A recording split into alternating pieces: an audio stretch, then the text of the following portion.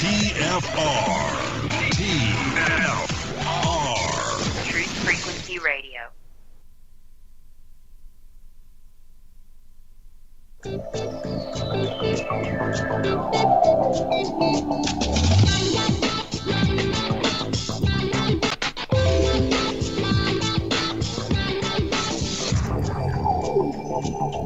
Hello and welcome to the Revolutionary Radio Project. I'm your host, Rob Skiba, and I'm excited to be joined by my friend and co-host, Zen Garcia, for our continuing study on the book of Genesis and supporting ancient Hebrew texts and all that good stuff. So, hey, Zen, are you there?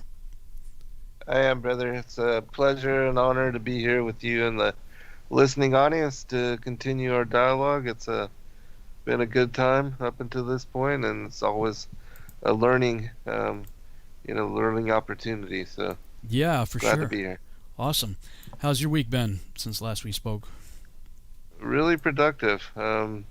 Getting a lot done with different projects, and still focused on getting some of those other books out as far as the biblical cosmology and the support of it. And so excited for people to have a chance to check out this new material, and especially now with Flatlanders coming out, and they're completing that project, and really excited to see and how that impact on community and world with all of their efforts too. Definitely professionally done, and excellent as far as the cast and the people and all of the information that is bound together, wrapped up in that one project. It should be pretty amazing. Yeah, I thought when we were interviewed for that it was going to be a movie project, but I think they've got so much material that they felt like, let's do a little mini-series, like a little television series out of it. And I did get the email on that this week also, and saw the little teaser that they put out. What's the date on the release, do you know? No, I don't know exactly as to when it is being released. I just know that there is trailer, now available for people to go and check out, and they can search by the Flatlanders, and also that those of us that were involved in the project can set up to where I guess we can engage, and have conversation with all those that might want to inquire about whatever. But that's as far as all that I know as of yet. But it shouldn't be long. Yeah, well, I'll be keeping my eyes out for that as well. That certainly sounds exciting. I haven't been involved much in any of that kind of research and everything for the last, at least a year, but maybe a little longer. Mm-hmm. And it seemed like it kind of, died out, of course, with COVID and everything last year. Everything kind of stalled out. But it's nice to see that there's several people are putting out some pretty solid documentaries and well done, from a production standpoint. They look pretty good. So it seems like everybody's kind of regrouped and like, okay, let's start putting our stuff out now. So it's exciting, looking forward to seeing more of that, hopefully. Yeah, I think so. Especially since, as you said, they did interview and cast so many people and brought all of those individuals together, and then, who even knows, because all of us spoke about and covered so many different things in a wide variety in regard to the topic. So it's going to be intriguing to see how it comes together and how they present it, and how also the world will, how they will be receptive to that information. And so at least it's a serious effort, not like, those that already had an agenda going into and just wanted to show and portray our community as being insane. Yeah, exactly. Yeah, good stuff. Well, been busy on my end as well, and now that I've got the first teaser wrapped up, I've been submitting it to film festivals and stuff.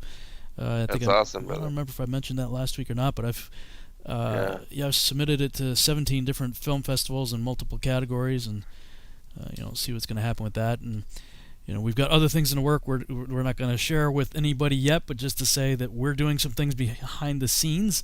Been having some cool phone calls today and all week actually. That if we're able to pull together what we're planning, it's going to be really awesome moving forward. Yes. So. Yes.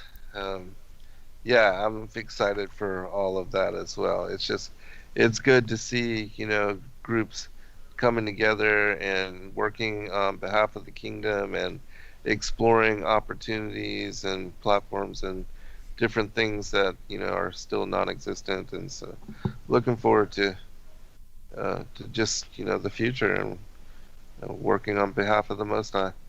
Yeah. Somebody in the chat room was like, how's that Bitcoin going for you guys, huh?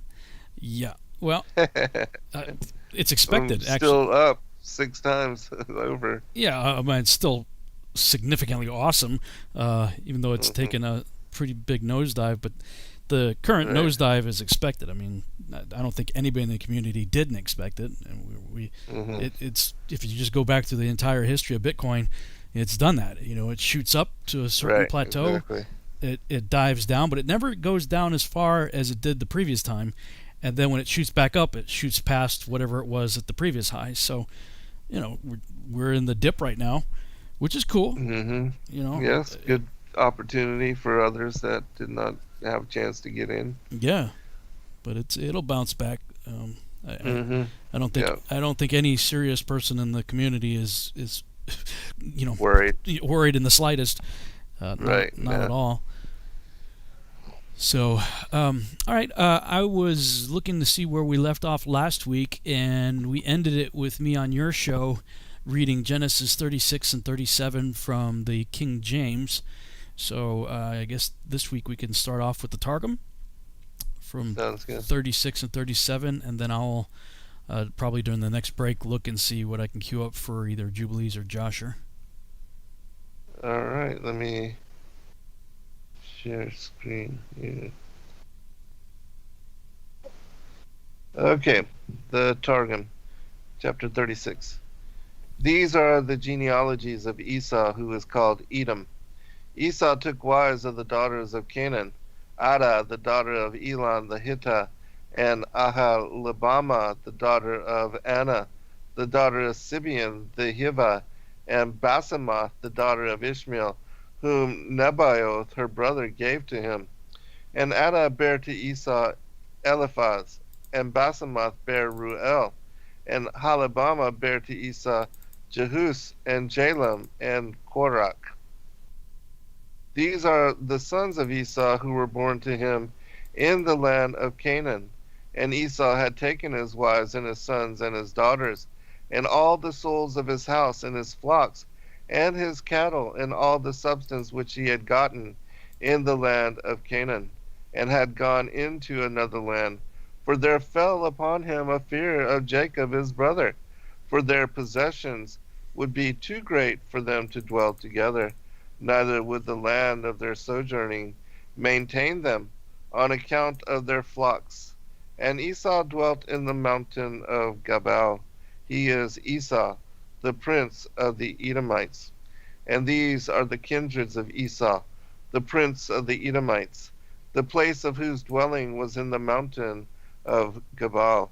These are the names of the sons of Esau: Eliphaz bar Ada, wife of Esau; Ruel bar Basemath, wife of Esau. And the sons of Eliphaz were Teman, Omar, Zephu, and Gatam, and Kenaz, and Timnah. And Timnah was the concubine of Eliphaz bar Esau, and she bare to Eliphaz Amalek. He is Eliphaz, the companion of Job. These are the sons of Ada. Wow, it comes right on and tells you. Right, yeah. These are the sons of Ada, wife of Esau. And these are the sons of Ruel, Nakash, and Zarak, Shammah, and Mizah. These are the sons of Basemath, wife of Esau. And these are the sons of Alibama, the daughter of Anna, the daughter of Sebeon, wife of Esau. And she bare to Esau Jehus, Jalem, and Korach. These are the chieftains of the sons of Esau, the sons of Eliphaz, the firstborn of Esau, Rabbi Temnon, Rabbi Omar, Rabbi Zephu, Rabbi Kenaz, Rabbi Korach, Rabbi Gatam, Rabbi Amalek. These are the chieftains of Eliphaz, whose habitation was in the land of Edom. They are the sons of Ada. And these are the sons of Ruel, Bar Esau, Rabbi Nakath, Rabbi Zerach, Rabbi Shammah, Rabbi Mizah. These are the chieftains of Ruel, whose habitation was in the land of Edom. These are the sons of Basemath, wife of Esau. And these are the sons of Alibama, wife of Esau, Rabbi Jeush, Rabbi Jalam, Rabbi Korach. These are the chieftains of Alibama, daughter of Ada, wife of Esau. These are the sons of Esau, and these their chieftains. He is the father of the Edomites. These are the sons of Gebal, the generations who before that had dwelt in that land: Lotan, and Shobal, and Sebeon, and Anna, and Dishon, and Etzer, and Dishon. These are the chieftains of the generations of the sons of Gebal, whose habitation was of old in the land of the Edomites. And the sons of Lotan were the Kori and Heman, and the sister of Lotan was Timnah. And these are the sons of Shobal: Alvan, and Manakoth, and Ebal, Shepho, and Onam. And these are the sons of Sebeon: Ajah and Anna. He is Anna who coupled the onagers with the she-asses, and after a time found mules which had come forth from them, when he was tending the asses of Sebeon his father. And these are the children of Anna. Dishon, and Alibama was the daughter of Anna. And these are the sons of Dishon: Hemdan, and Jisban, and Jithran, and Karan. These are the sons of Etzer: Bilhan, and Zaban, and Akan. These are the sons of Dishan: Hutz, and Aram. These are the chieftains of the families: Rabbi Lotan, Rabbi Shabal, Rabbi Sebeon, Rabbi Anna, Rabbi Dishon, Rabbi Etzer, Rabbi Dishan. These are the chieftains of the families according to their principalities, whose habitation was of old in the land of Gablah. These are the kings who reigned in the land of Edom before any king reigned over the sons of Israel. In Edom reigned Bileam, the son of Behor, and the name of the city of the house of his kingdom was Dinaba. And Bela died, and in his stead reigned Jobab, the son of Zerach of Botzrah. And Jobab died, and in his stead reigned Husham of the south country. And Husham died, and in his stead reigned Hadad, the son of Bedad, who slew the Midianites when he arrayed war with them in the fields of Moab. And the name of the city of the house of his kingdom was Avith. And Hadad died, and in his stead reigned Simlah of Masrekah. And Simlah died, and instead of him reigned Shaul, who was of Rehoboth on the Furat. And Shaul died, and in his stead reigned Baal Hanan bar Akbor. And Baal Hanan bar Akbor died, and instead of him reigned Harar. And the name of the city of the house of his kingdom was Pahu. And the name of his wife was Mehetabel, the daughter of Matred. He was the man who labored with perseverance and vigilance, and who, after he had become wealthy and had gotten riches, turned to become more lofty in his heart, saying, "What is silver, and what is gold?" Jerusalem. And after him reigned Hadar, and the name of his city Pahu, and the daughter of Matred, the daughter of the changer of gold, the man who perseverance all the days of his life, but who after he had eaten and was satisfied converted and said, what is gold and what is silver? And these are the names of the chieftains of Esau after their kindreds, after the place of their habitation, with their names: Rabbi Timnah, Rabbi Alva, Rabbi Jetheth, Rabbi Ahalibama, Rabbi Elah, Rabbi Phinon, Rabbi Kenaz, Rabbi Timan, Rabbi Mizazar, Rabbi Magdiel. He was called Magdiel from the name of his city, whose Migdol tower was strong. Rabbi Hiram. These are the chieftains of Edom according to their habitations in the land of their possession. He is Esau, the father of the Edomites. All right, and then Were you saying rabbi or another word? Rabbah. Rabbah? Yeah, Rabbah. Rabbah. So that's like the Duke of the King James. Duke. Yeah. All right, 37. I'm glad that was over. And yeah, glad it was you this time. I had to do it last time. Yeah, right, right. And Jacob dwelt in peace in the land of the sojourning of his fathers in the land of Canaan. These are the generations of Jacob. Joseph was a son of 17 years. He had come forth from the school and was a youth brought up with the sons of Bilhah and the sons of Zilpah, his father's wives. And Joseph brought their evil report, for he had seen them eat the flesh that had been torn by wild beasts, the ears and the tails, and he came and told it to his father. And Israel loved Joseph more than all his sons, because the likeness of Joseph resembled his own.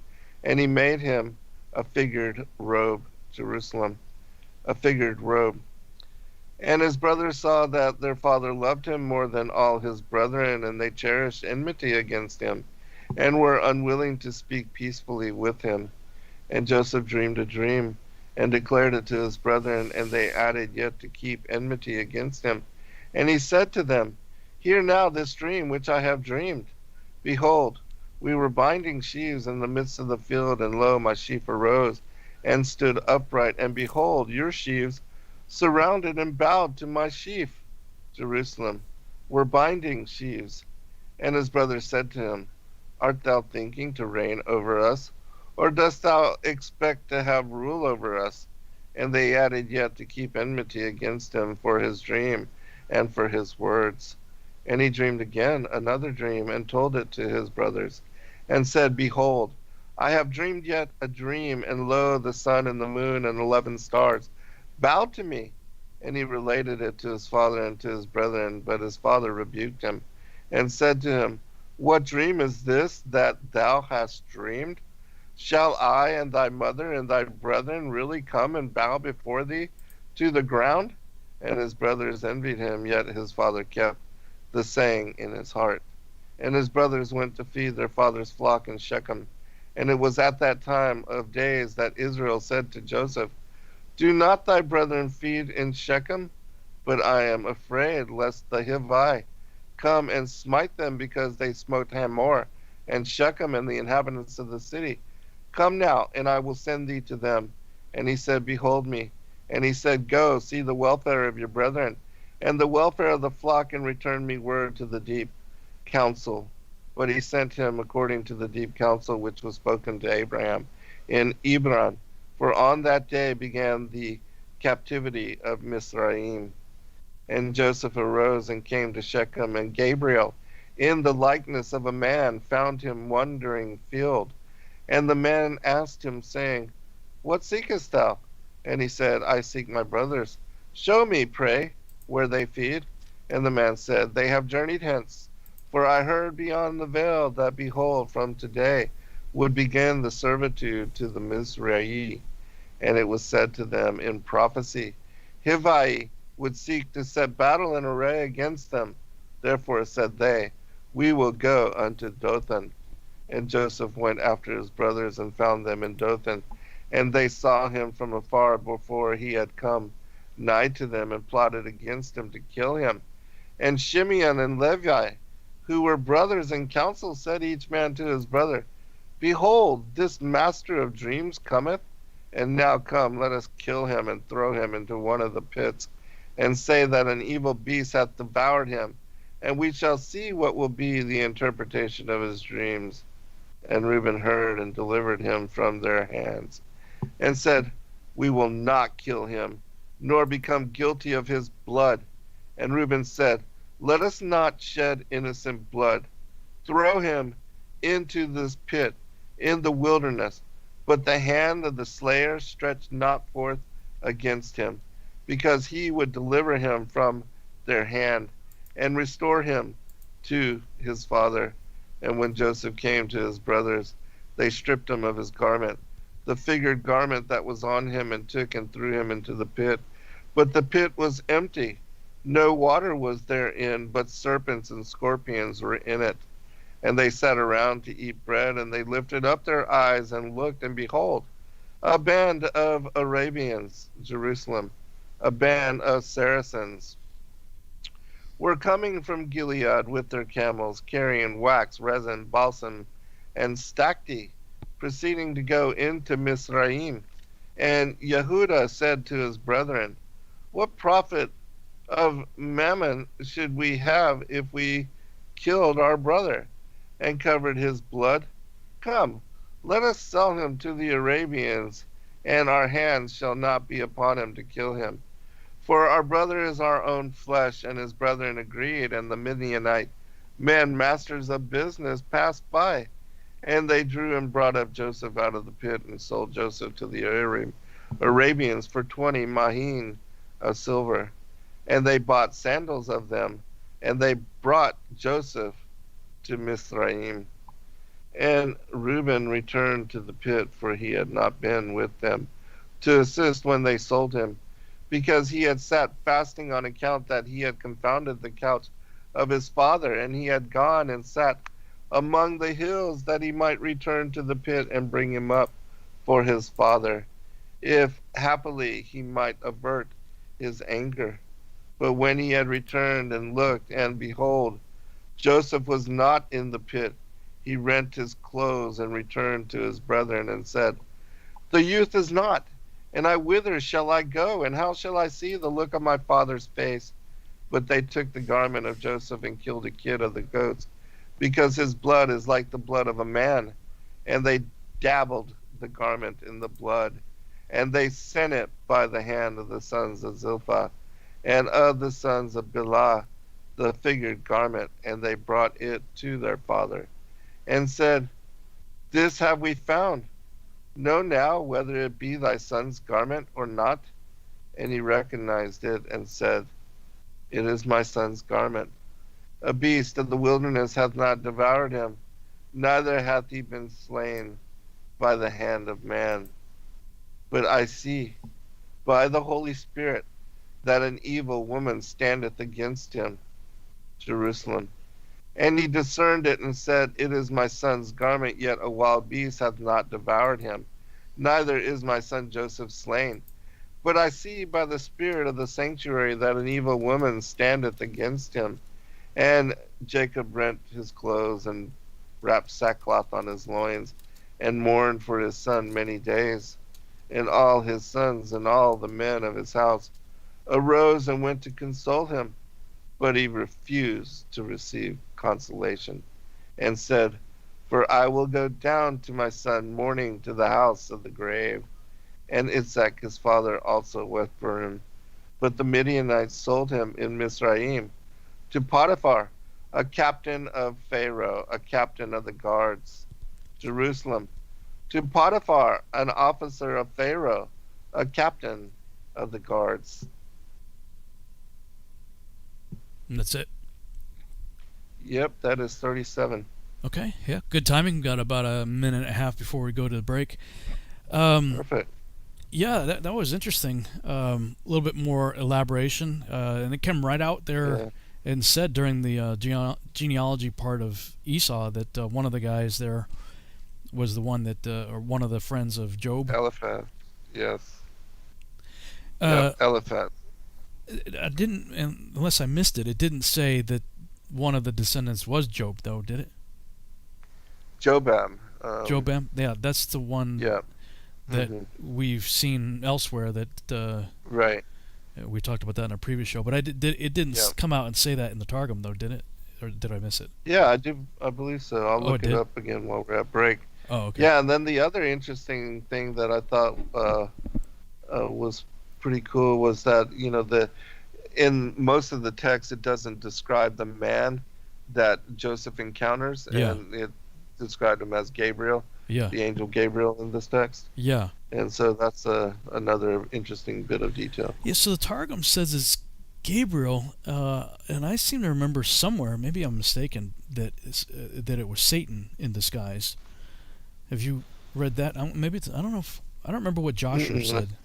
I haven't. Or maybe I'm confusing that with the story of Isaac when Satan kept disguising himself.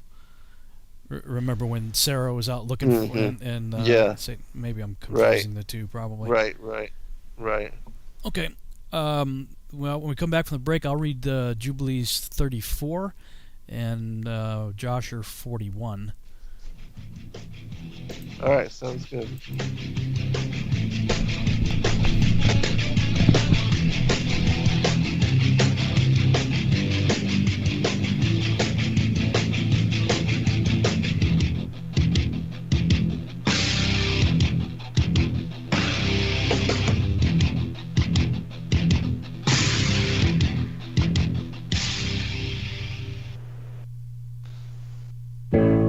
The reviews for Extendivite are amazing. Here are some from Amazon. September 2018.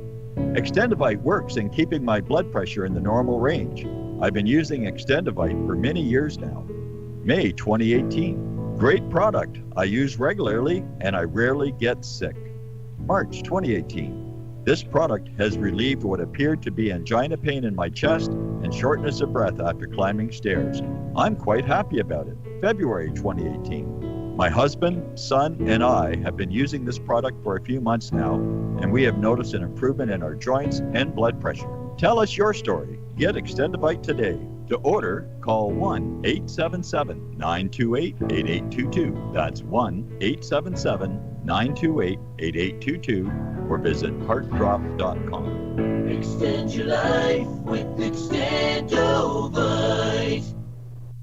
So, you love talk radio? Then you'll love TalkStreamLive.com. TalkStream Live is always on, 24/7, with the best streaming talk shows. Find your favorite talkers and discover some new ones. It's free, readily available online or on mobile with any smartphone or tablet. Finding your favorite talk shows all in one place has gotten a whole lot easier. Just go to TalkStreamLive.com. Be sure to download the free apps from Google Play or the iTunes App Store.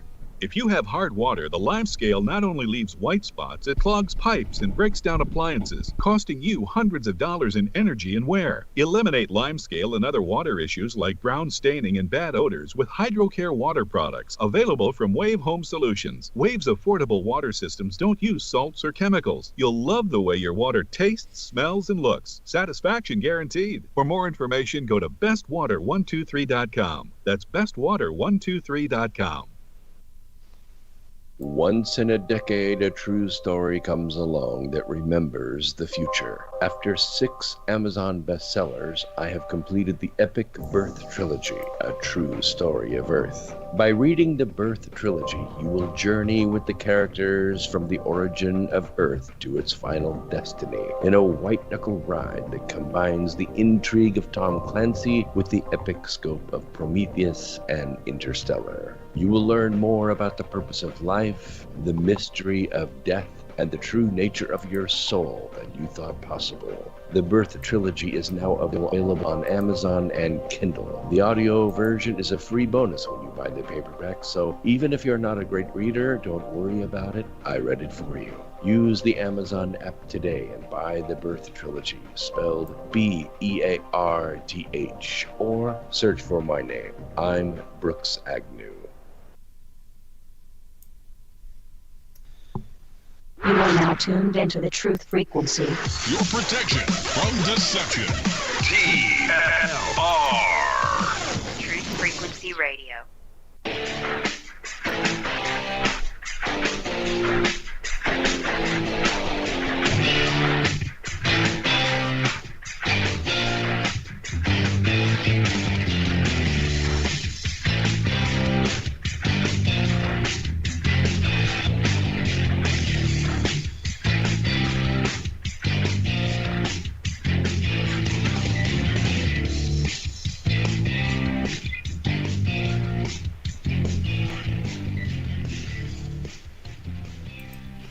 And we're back on the Revolutionary Radio Project. I am your host, Rob Skiba, and I'm joined with Zen Garcia. We're going through the book of Genesis. In the previous segment, we read from this portion of Genesis that we covered last week in the King James Version. This time we did it in the Targum.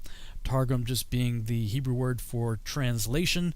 In this case, the Aramaic Targum, the Aramaic translation. Now I will go into, let's start with Jubilees. Read the Jubilees version of this, starting in chapter 34, picking up where we left off last week. In the 6th year of this week of this 44th Jubilee, Jacob sent his sons to pasture their sheep, and his servants with them to the pastures of Shechem. And the 7 kings of the Amorites assembled themselves together against them, to slay them, hiding themselves under the trees, and to take their cattle as prey. And Jacob and Levi and Judah and Joseph were in the house with Isaac their father, for his spirit was sorrowful, and they could not leave him. And Benjamin was the youngest, and for this reason remained with his father. And there came the kings of Taphu, the kings of Arasa, and the kings of Saragan, and the kings of Silo, and the kings of Gaas, and the king of Bethoron, and the king of Maanisakar, and all those who dwell in the mountains and who dwell in the woods in the land of Canaan. And they announced this to Jacob, saying, Behold, the kings of the Amorites have surrounded thy sons and plundered their herds. And he arose from his house, he and his 3 sons, and all the servants of his father, and his own servants, and he went against them with 6,000 men who carried swords. And he slew them in the pastures of Shechem, and pursued those who fled. And he slew them with the edge of the sword, and he slew Arisa, and Taphu, and Saragan, and Silo, and Amanisakar, and Gagaas, and he recovered his herds. And he prevailed over them, and imposed tribute on them, that they should pay him tribute, 5 fruit products of their land. And he built Robel and Tamnateres. And he returned in peace, and made peace with them, and they became his servants until the day that he and his sons went down into Egypt. And in the 70th year of this week, the 7th year of this week, he sent Joseph to learn about the welfare of his brothers from his house to the land of Shechem. And he found them in the land of Dothan. And they dealt treacherously with him, and formed a plot against him to slay him. But changing their minds, they sold him to Ishmaelite merchants, and they brought him down into Egypt. And they sold him to Potiphar, the eunuch of Pharaoh, the chief of the cooks, priest of the city of Elu. The sons of Jacob slaughtered a kid, and dipped the coat of Joseph in the blood, and sent it to Jacob their father on the 10th of the 7th month. And he mourned all that night, for they had brought it to him in the evening, and he became feverish with mourning for his death. And he said, An evil beast hath devoured Joseph. And all the members of his house mourned with him that day, and they were grieving and mourning with him all that day. And his sons and his daughters rose up to comfort him, but he refused to be comforted for his son. And on that day Bilhah heard that Joseph had perished, and she died mourning him, and she was living in Kaphrataph. And Dinah also, his daughter, died after Joseph had perished. And there came these 3 mournings upon Israel in 1 month. And they buried Bilhah over against the tomb of Rachel, and Dinah also, his daughter, they buried there. And he mourned for Joseph 1 year, and did not cease. For he said, Let me go down to the grave mourning for my son. For this reason it is ordained for the children of Israel that they should afflict themselves on the 10th of the 7th month, on the day that the news which made him weep for Joseph came to Jacob his father. And they should make atonement for themselves thereon with a young goat on the 10th of the 7th month, once a year, for their sins, for they had grieved the affection of their father regarding Joseph's son. That's interesting. So they attribute the Day of Atonement to this event right here. And this day has been ordained that they should grieve thereon for their sins and for all their transgressions and for all their errors, so that they might cleanse themselves on that day once a year. And after Joseph perished, the sons of Jacob took unto themselves wives. The name of Reuben's wife is Adah, and the name of Simeon's wife is Adlibah, a Canaanite. And the name of Levi's wife is Melchah, of the daughters of Aram, of the seed of the sons of Terah. And the name of Judah's wife, Betasuel, a Canaanite. And the name of Issachar's wife, Hezakah. And the name of Zebulun's wife, Neeman. And the name of Dan's wife, Eglah. And the name of Naphtali's wife, Rasu'u, of Mesopotamia. And the name of Gad's wife, Makah. And the name of Asher's wife, Ijona. And the name of Joseph's wife, Asenath, the Egyptian. And the name of Benjamin's wife, Ijasaka. And Simeon repented and took a second wife from Mesopotamia as his brothers. So Simeon originally had, was it Simeon? Yeah, a Canaanite. So Simeon had a Canaanite wife, and then he repented, got rid of her, and got another one. So, yeah, in the next chapter of Genesis is the Judah taking of all the sons, right? Judah takes a Canaanite. So this is different than what you read in the Targum, because in the Targum it sounded like Jacob didn't believe the report that he had been given a vision of the Holy Spirit and said, "Nope, he's being tormented by some evil woman, and it wasn't he didn't die." So both the Genesis King James and the Jubilees account have him like seriously grieving unto death, but the Targum takes it in a different direction. So that's rather interesting. Yeah, it shows prophetically, because he was a prophet as well, and so he had seen, and that's why he didn't believe, and he always had an inkling that his son Joseph was still alive, and that he would reunite with him, and that is made apparent in the other accounts, like the Legends of the Jews as well. But yes, Zuleika, the wife of Potiphar, is the one that torments him. Yeah. And somebody's reminding me of something in the chat room, is that we got cut off last week. Like my internet just shut off. Boom. Oh, really? It was like the last minute or two as the show was ending. And somebody, I totally forgot about that. Thank you, Andrew, in the chat room said, "I'd really like to hear what was cut off last week when Zen was telling us what he thinks happens after death." I don't exactly remember what the conversation was. Do you remember what we were talking about?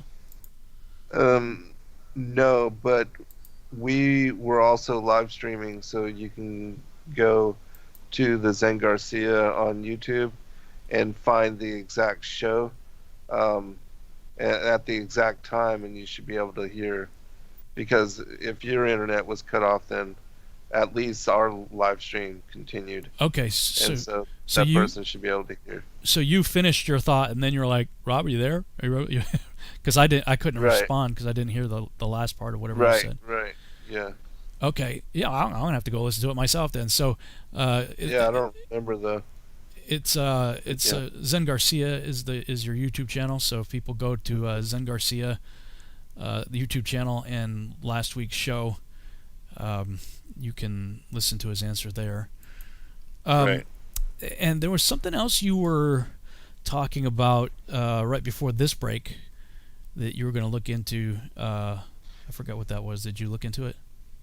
Right, and it was just the mention of Jobab in the Targum, which it does.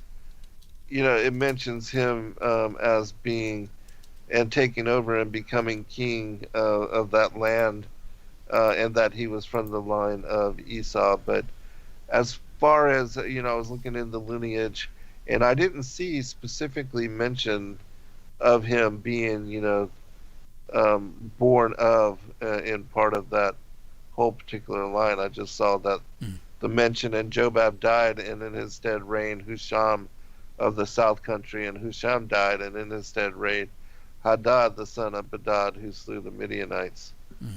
And it said that he had become king, so he was. Yeah. And we had seen that in other stuff too. I mean, boy, Right. it really, as I mentioned in one of the earlier broadcasts there a few weeks ago, learning the real story, the in-depth story of Job has really helped me out. Yeah. That was so good, man. That's the way I felt too when I first read, in its entirety, the Testament of Job, and learned that this story preceded that which we see in the King James, the Genesis narrative. And yeah, because just throwing all that on Job, just because of a challenge that Satan makes, that seems so just callous. Yeah, it does. And then allowing his whole family, and I mean everything taken from him, except for his life, but his health, his wealth, his family, his wife, his children, everything completely decimated to ruin. Yeah. And just on a bet, I mean, yeah, that would seem so callous. I know that. I mean, that's what it really sounds like, a bar bet up in heaven. Like, hey, right, yeah, hey, Satan, come here, bro. Yeah, you ever consider my servant Job? Why don't you jack with him, see what he does? I mean, that's the way it reads. If you just read the King James, or any English translation for that matter, without the greater context of the Testament of Job.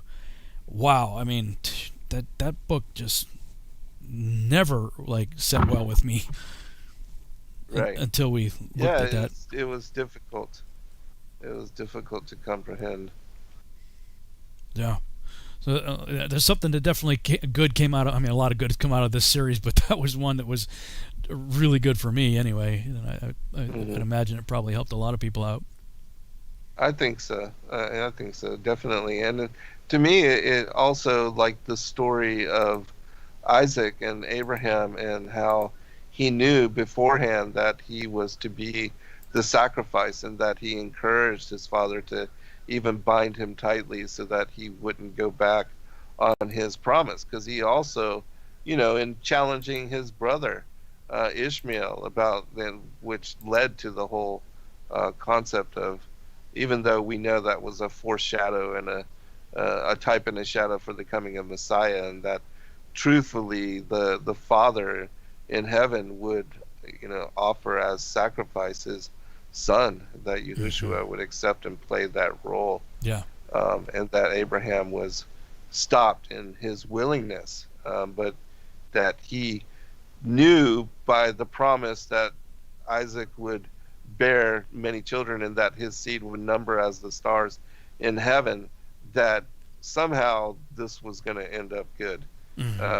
But yeah, just that's another side of it as well. Yeah. And then the whole theme of how the altar was the same one that Adam and the children Cain and Abel brought forth their offering, and then Noah, after the flood, had rebuilt, and that Abraham also utilized that same one, the same altar. It's intriguing to know those other details. Yeah, definitely. It's driving me crazy not being able to remember what last week. So I'm gonna just rewind and play the last couple of minutes from last week's show, because there was something I remember having a question, and I never got to hear the answer to it. Let me see if I can find it. The Targum says so. Yeah, next week on my show we can start you off with the Targum version of those two chapters, and anything you might have maybe in the Legends of the Jews. I'd like to see what they have to say. Yeah, I've got it already set for those two accounts, so we'll definitely pick it up and add more detail. I hope everybody enjoyed the readings. certainly, adding all these parallel accounts does bring forth much more of the story. Oh yeah, yeah. I'm enjoying it too. I've looked over some of this stuff before. Yeah. Jasher and Jubilees, of course, when I published it, in the volume that we published. But I was more just kind of skimming through it, making sure it was generally formatted right. I wasn't really like intentionally reading it like we're doing here. So that's why so many things are jumping out at me that I didn't catch, when I was just skimming it before. Right. Yeah. Oh, you never did tell me what your friend thought about on the priesthood of Jesus Christ. Well, he didn't. Well, after the show, I emailed him. I sent him the email that you sent me. So okay. I'll probably ask him about it on this coming Saturday's show.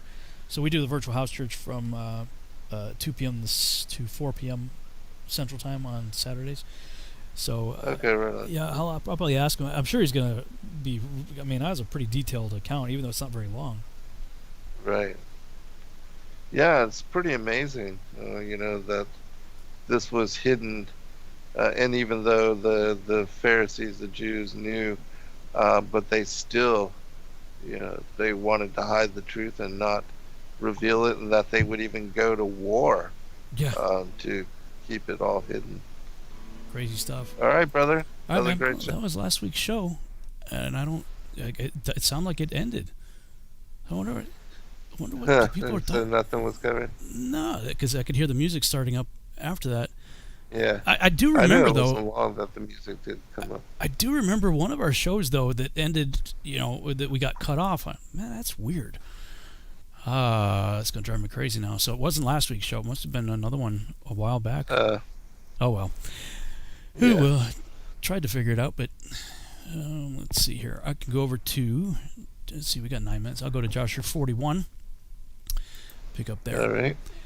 And at the revolution of the year, the sons of Jacob journeyed from Shechem, and they came to Hebron to their father Isaac, and they dwelt there. But their flocks and herds they fed daily in Shechem, for there was there in those days good and fat pasture. And Jacob and his sons and their household dwelt in the valley of Hebron. And it was in those days, in that year, being the 106th year of the life of Jacob, in the 10th year of Jacob's coming from Padan Aram, that Leah, the wife of Jacob, died. She was 51 years old when she died in Hebron. And Jacob and his sons buried her in the cave of the field of Machpelah, which is in Hebron, which Abraham had bought from the children of Heth for the possession of a burial place. And the sons of Jacob dwelt with their father in the valley of Hebron, and all the inhabitants of the land knew their strength, and their fame went throughout the land. And Joseph, the son of Jacob, and his brother Benjamin, the sons of Rachel, the wife of Jacob, were yet young in those days, and did not go out with their brethren during their battles in all the cities of the Amorites. And when Joseph saw the strength of his brethren and their greatness, he praised them and extolled them, but he ranked himself greater than them, and he extolled himself above them. And Jacob, his father, also loved him more than any of his sons, for he was a son of his old age, and through his love toward him he made him a coat of many colors. And when Joseph saw that his father loved him more than his brethren, he continued to exalt himself above his brethren, and he brought unto his father evil reports concerning them. So he's sitting there telling on them. Oh man. Right. Which is, that's pretty gutsy considering, how tough these guys. These were a bunch of he-men, right. Like in all the battles before. And so he saw what they did, and yet he's like tattletale on them. Wow. And the sons of Jacob, this is like little man syndrome, right? When your big brother, your dad loves you more. Right. And the sons of Jacob, seeing the whole of Joseph's conduct toward them, and that their father loved him more than any of them, they hated him and could not speak peaceably to him all the days. And Joseph was 17 years old, and he was still magnifying himself above his brethren, and thought of raising himself above them. At that time he dreamed a dream, and he came unto his brothers, and told them his dream. And he said unto them, I dreamed a dream, and behold, we were all binding sheaves in the field, and my sheaf rose, and placed itself above the ground, and your sheaves surrounding it, and bowed down to it. And his brethren answered him, and said unto him, What meaneth this dream that thou didst dream? Dost thou imagine in thy heart to reign over or to reign or rule over us? And he still came and told the thing to his father Jacob. And Jacob kissed Joseph when he heard these words from his mouth, and Jacob blessed Joseph. And when the sons of Jacob saw that their father had blessed Joseph and had kissed him, and that he loved him exceedingly, they became jealous of him and hated him the more. And after this Joseph dreamed another dream, and related the dream to his father in the presence of his brethren. And Joseph said unto his father and brethren, Behold, I have again dreamed a dream. And behold, the sun and the moon and the 11 stars bowed down to me. And his father heard the words of Joseph and his dream, and seeing that his brethren hated Joseph on account of this matter, Jacob therefore rebuked Joseph before his brethren on account of this thing, saying, What meaneth this dream which thou hast dreamed, and this magnifying thyself before thy brethren who are older than thou art? Dost thou imagine in thy heart that I and thy mother and thy 11 brethren will come and bow down to thee, that thou speakest these things? And his brethren were jealous of him on account of his words and dreams, and they continued to hate him. And Jacob reserved the dreams in his heart. And the sons of Jacob went one day to feed their father's flock in Shechem, for they were still herdsmen in those days. And whilst the sons of Jacob were that day feeding in Shechem, they delayed, and the time of gathering in the cattle was past, and they had not arrived. And Jacob saw that his sons were delayed in Shechem, and Jacob said within himself, Peradventure the people of Shechem have risen up to fight against them, therefore they have delayed coming this day. And Jacob called Joseph his son, and commanded him, saying, Behold, thy brethren are feeding in Shechem this day, and behold, they have not yet come back. Go now therefore, and see where they are, and bring them word back concerning the welfare of thy brethren and the welfare of the flock. And Jacob sent his son Joseph to the valley of Hebron, and Joseph came for his brothers to Shechem, and he could not find them. And Joseph went about the field which was near Shechem, to see where his brothers had turned, and he missed his road in the wilderness, and he knew not which way he should go. And the angel of the Lord found him wandering in the road toward the field. And Joseph said unto the angel of the Lord, I seek my brethren. Hast thou not heard where they are feeding? And the angel of the Lord said unto Joseph, I saw thy brethren feeding here, and I heard them say they would go to feed in Dothan. And Joseph hearkened to the voice of the angel of the Lord, and he went to his brethren in Dothan, and he found them in Dothan feeding the flock. And Joseph advanced to his brethren, and before he had come nigh unto them, they had resolved to slay him. And Simeon said to his brethren, Behold, the man of dreams is coming unto us this day. And now therefore come and let us kill him, and cast him in one of the pits that are in the wilderness. And when his father shall seek him from us, we will say, An evil beast has devoured him. And Reuben heard the words of his brethren concerning Joseph, and he said unto them, You should not do this thing, for how can we look up to our father Jacob? Cast him into this pit to die there, but stretch not forth a hand upon him to spill his blood. And Reuben said this in order to deliver him from their hand, to bring him back to his father. And when Joseph came to his brethren, he sat before them, and they rose upon him, and seized him, and smote him to the earth, and stripped the coat of many colors which he had on. And they took him, and cast him into a pit, and in the pit there was no water, but serpents and scorpions. And Joseph was afraid of the serpents and scorpions that were in the pit. And Joseph cried out with a loud voice, and the Lord hid the serpents and scorpions in the sides of the pit, and they did no harm unto Joseph. And Joseph called out from the pit to his brethren, and said unto them, What have I done unto you? And in what have I sinned? Why do you not fear the Lord concerning me? Am I not of your bones and flesh? And is not Jacob your father my father? Why do you this thing unto me this day? And how will you be able to look up to our father Jacob? And he continued to cry out and call unto his brethren from the pit.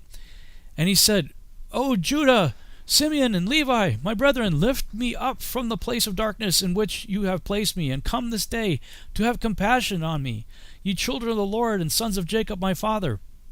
And if I have sinned unto you, are you not the sons of Abraham, Isaac, and Jacob?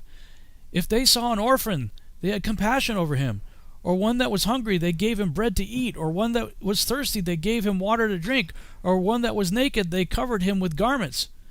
And how then will you withhold your pity from your brother?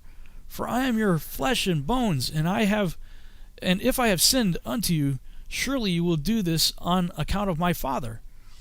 And Joseph spoke those words from the pit, and his brethren could not listen to him, nor incline their ears to the words of Joseph. And Joseph was crying and weeping in the pit. And Joseph said, Oh, that my father knew this day the act which my brothers have done unto me, and the words which they have this day spoken unto me. And all his brethren heard his cries and weeping in the pit. And his brethren went and removed themselves from the pit, so that they might not hear the cries of Joseph and his weeping in the pit. Chapter 42. We got a minute before the break, so I'll wait on chapter 42. So both the Jasher account and the Targum account mention the serpents and the scorpions, which Genesis doesn't tell you. And it's interesting that, in the scriptures also it says that we will trample on the serpents and the scorpions. Yeah, and so this says it's the angel of the Lord, and most of the time when we think of the angel of the Lord, we think of a pre-incarnate Yeshua. Right. But the Targums specified that it was in fact Gabriel. I think the Legends of the Jews does as well, if I'm correct on the account. Yeah, so I must have totally been screwing up the two stories and mixing up the story where Satan appeared to Sarah. Because for some reason I thought I read somewhere that happened here, but I guess I was wrong. Also in the Testament of Job, we see that Satan continuously comes to his wife and to the different baker. As far as the woman that gave out the bread. All of that as well.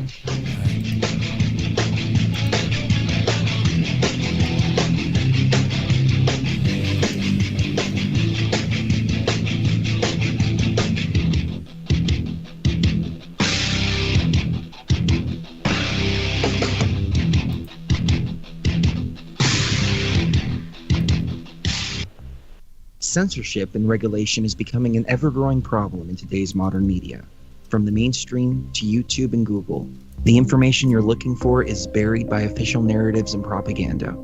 This is why TFR is 100% uncensored, unregulated, and listener-supported. The shows on TFR are not micromanaged by the station, and our hosts are free to speak their minds however they please. As such, the views and opinions expressed on our station are of those who make them. If you happen to hear anything offensive on TFR, please send us an email to toughtitty@tfrlive.com, and we'll be happy to tell you that we really don't give a damn. We stand for freedom of speech and non-censorship. If you also stand for free speech, you can go to tfrlive.com/sign-up and sign up for a TFR supporter pass and help us in our mission to keep the airwaves uncensored and unregulated. TFR Live, your uncensored and unregulated protection from deception.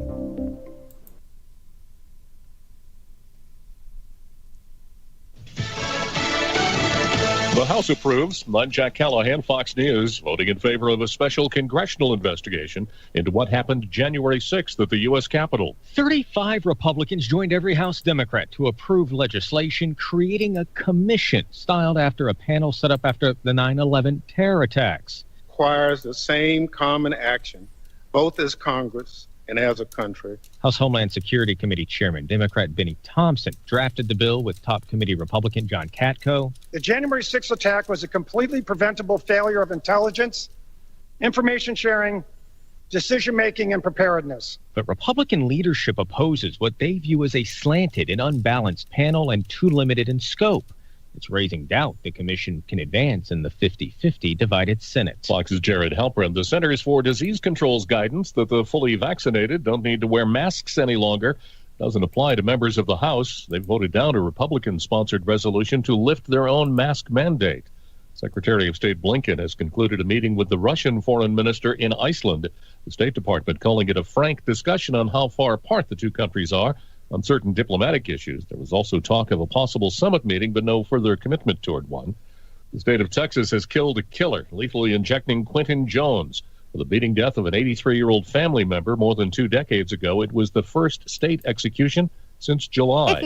Major League Baseball has recorded its second no-hitter in as many nights. A Yankees pitcher this time. Ground ball to Gleyber Torres, and that'll do it. A no-hitter for Corey Kluber. The call courtesy of the Yes Network as the Yankees shut out the Rangers 2-0. Wall Street down again Wednesday. The Dow lost 163 points. The S&P 500 down 12.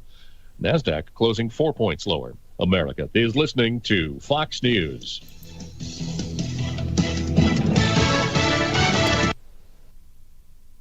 You are now tuned into the truth frequency. Your protection from deception. This is Truth Frequency Radio.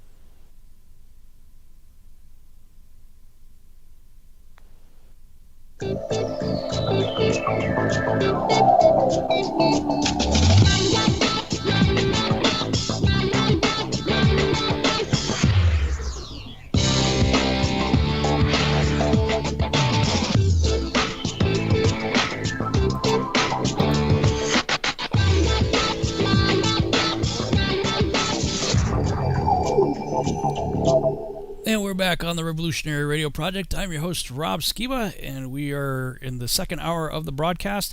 And, I'm wondering if it was the show that we did on my channel 2 weeks ago, because that one looks like it's not as long. It's an hour and 52 minutes. The other one was an hour and 56 minutes. So it's bothering me. I want to see if I can figure out what that was. Let me go back and see if I can listen to that here. Located above the firmament even now. Have you seen the new Godzilla vs. King Kong movie that's out right now? Not yet. I knew I wanted to watch it, so I went back and watched the other movies that lead up to it, because there's a whole series of them. If you want to watch them not in movie release order, but in the timeline order, the chronology order, because they were released in a different order. But if blah blah blah, it was like whoa, war, so early 70s. So you watch that one first, and then watch the new one, hinting at Hollow Earth. And I won't ruin it for you, but in this new movie, that's cool. Go ahead. I'm thinking they're probably, but I was like, wow. When people die now, this is the question. Do you think that when people die now, that if the saints that were dead went down to paradise, Abraham's bosom, that were liberated at the time of Yeshua's first ascension, and those are first fruits of the resurrection, that people are going there now, that like the story that Yeshua told of Lazarus and the rich man? Do you think that that's still happening, or what do you think's happening to people when they die now? Yeah, that's the question, and it cuts off like in 10 seconds after I asked that question.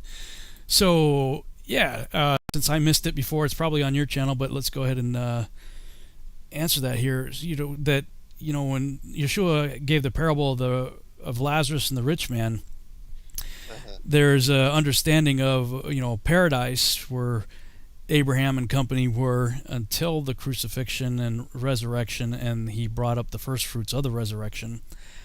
After the resurrection, do you think that people still go there, or are they automatically ushered into the presence of God, like Paul says, absent from the body, present with the Lord kind of thing? I do believe that everybody is brought to judgment before the Most High, and then the sins are weighed, and then if you are found lacking or to be one that was a disbeliever or one that hates the Most High, then you are sentenced or into Sheol. But I believe that the righteous now go on to paradise, where Adam and his descendants are, and where Enoch and Elijah are, and that the gulf is separated.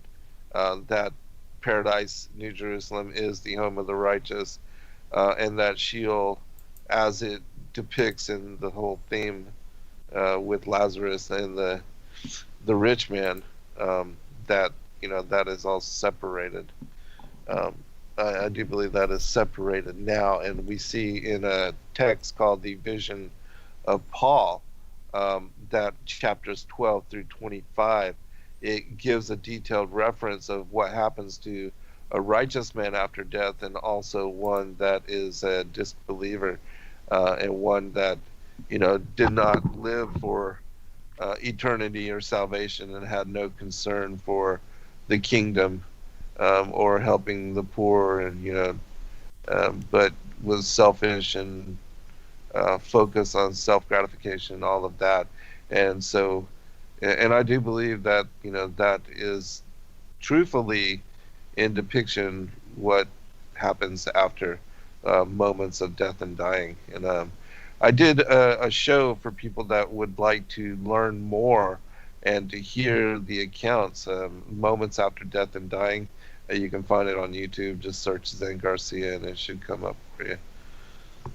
So, yeah, I've been, I've interviewed Lex Meyer a few times with his book Immortal, and and I've been with him at some conferences talking about all this stuff, and he has some intriguing arguments, sort of the soul sleep idea.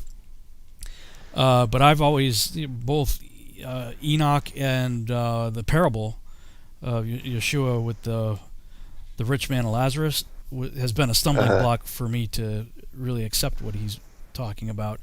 But I mean, we do have this issue of the last trump, that they'll be raised at the last has nothing to do with the U.S. president, but that at the last trump that the dead will rise, and I take that to mean our bodies will rise, that our spirit, has already gone on. But that there's a bodily resurrection that happens at the last trump. Yeah, I fully agree with that. And I think also that, because in one of the books that we put out called the Medieval Irish Apocrypha, what is very interesting about a lot of these accounts is that they are visionary and they are like near-death experiences. And that we see many times in the visions that are given and experienced by the prophets, that is a theme. The whole near-death experience and what happens after death and also judgment. Because, for the people that buy into and accept reincarnation as, the whole New Age philosophy, and that denies, Hebrews 9:23, and that, we live one lifetime and then judgment.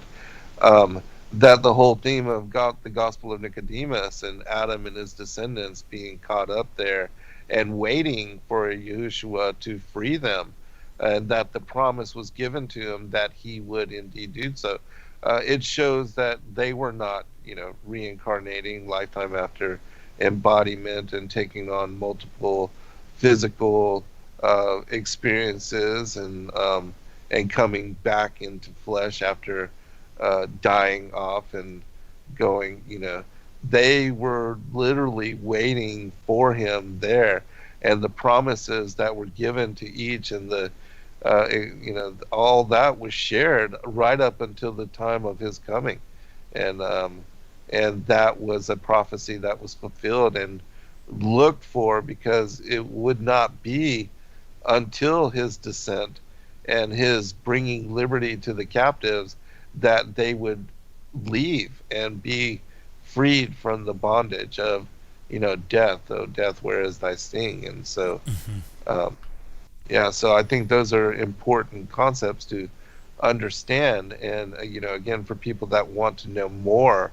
about the separation of spirit and our bodies being of dust, that, yes, the dust does, ashes to ashes, dust to dust, it does return back to the earth, but the spirit, which is that portion of us which is part of the Most High, our connecting link to the Creator, that we have an immortal aspect that can be redeemed and is, as long as you are a believer in Christ, and that he truly is the way, the truth, and the light, and the life.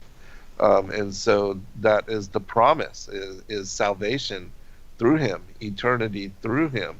And so that's why, those of us that know without a doubt that he rose again and ascended, as was depicted and witnessed by, not only the Roman soldiers who were paid to lie and to tell it differently by the Jews, there were so many accounts. The whole world was witness to 3 hours of darkness, and that there was a significant supernatural event that occurred that the whole world was forced to reckon with. And this had to do with the murder of the Messiah, that they truly did kill the Son of God, as it was, even depicted in the sacrifice of Isaac, that would all play out. Abraham's willingness to sacrifice his son, which is completed in the Most High, in Yahuwah, and in Yahushua as Yah's salvation, Emmanuel, God with us.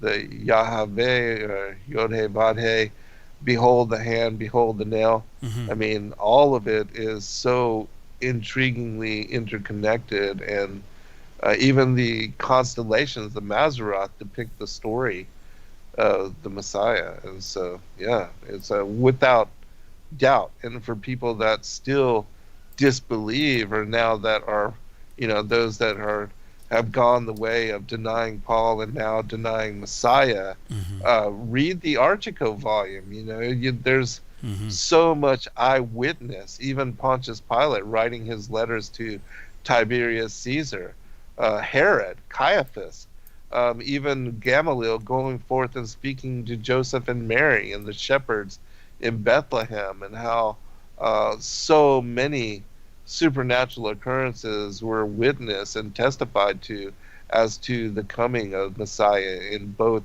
first and second incarnation. And so, without a doubt, I believe if you do your research, do your introspection with open mind, open heart, it is undeniable the historicity of Messiah that it's unquestionable as to me.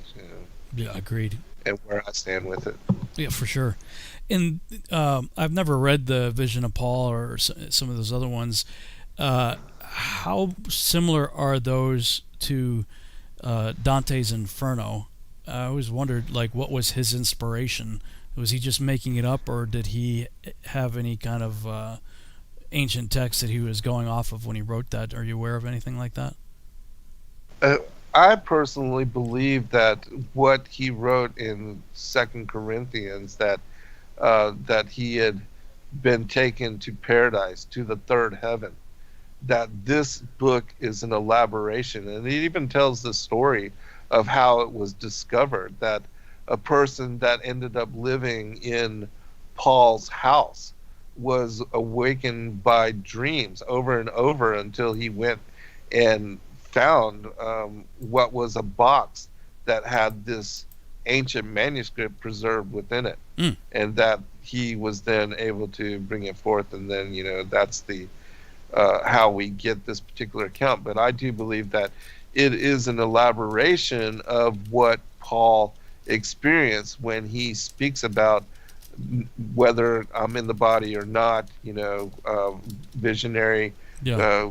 His experience of the third heaven and paradise, and that this is that particular account in greater detail, and that it also speaks about again what happens to a soul after life and death, being both righteous and wicked, and also goes into the city of God in New Jerusalem, and the landscape and the architecture, the tree of life, in greater detail than any story out there and available out there. And it's really an incredible text. And in my belief, in the way that I've read it and accept it, I do believe it is a personal accounting of what Paul witnessed when he was taken, like Second Enoch, and Enoch describing in visionary experiences his travel up through the seven heavens. And also he describes seeing paradise and the tree of life, and how it was had bared a different fruit every month of the year, and its gold and vermilion leaves, and all of this, and the four rivers, wine and honey, and milk, and so all of that, I think you can't just make up. I mean, all of that in greater detail, in my opinion. So Philip Woodson was in the chat, and he said, if you read the 4th book of Ezra, it says, you are shown around for 7 days led by an angel. You are shown your rewards and then laid to rest until judgment. Have you heard that Well, before? I think, again, that is the body, but that the spirit, to be absent from, the body is to be present with the Lord. The body goes into the ground. But even, again, if you read the vision of Paul, and there are others, many even people that have had near-death experiences, that in the testimonies of so many thousands, even tens of thousands of individuals, I believe shows that there is life and presence after death, spiritual awakening and reconciliation. Yes, the body goes into the ground, ashes to ashes, dust to dust.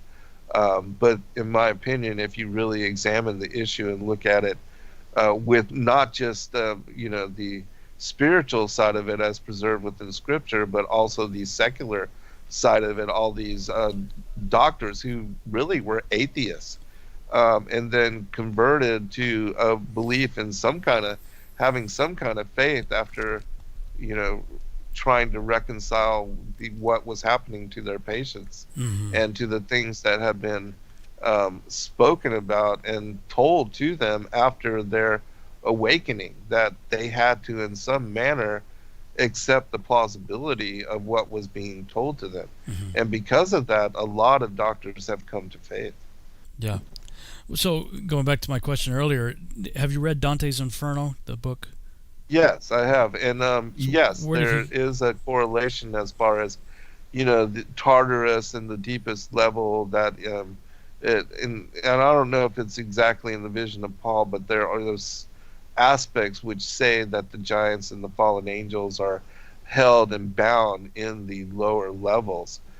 Even in, I think it's in Jude or 2 Peter where that exact thing is made mention about the angels that sin, that went after strange flesh, that they are bound in Tartarus, which again is the deepest portion of what is Sheol, the deeper levels. And we see in Dante's Inferno that it is the giants that are held also in the deepest aspects. Yeah, it's fascinating. I've had in recent months had a few people asking me my thoughts on cremation, and I don't. My answer was I don't see any biblical prohibition against it. Right. Myself personally don't care for the idea.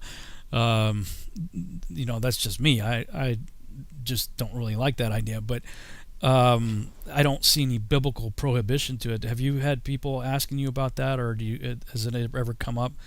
Yeah, actually I have, and like you,